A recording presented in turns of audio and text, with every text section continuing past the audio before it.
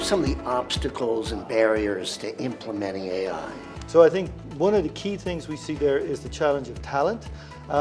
The other issue we see is quite often you need a lot of good quality data to really be able to leverage what you can do with AI and machine learning. So one of the things we do is, since we have a lot of customers running infrastructure, we give them products which allow them to analyze and understand the metrics of that infrastructure, so we can get deep insights into performance, what's happening from a security point of view and so on, and then begin to leverage that data. So you have to keep your AI engine fed with good data.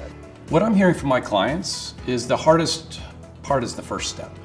How do you really convince your management team that you want to take, that first step with AI? Because AI has, some good and bad connotations. So what I found my clients are doing is they're being very good about how they're applying it. And again, where you find complexity and volume is usually where you find a good place for AI.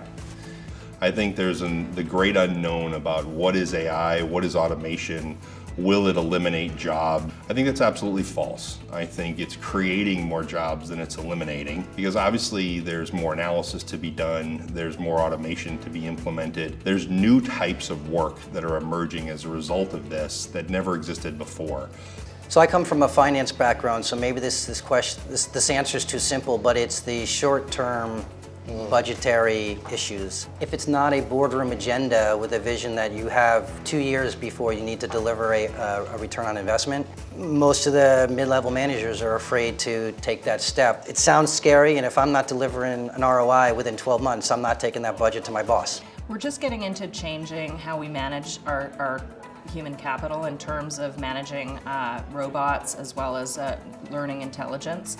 So it's going to be a huge change. I keep saying to people, we need to get ready to be in a completely different space within the next 5 years. And it's the skill sets that are going to be required to manage these types of technologies will be completely different, and I think that it will be fun.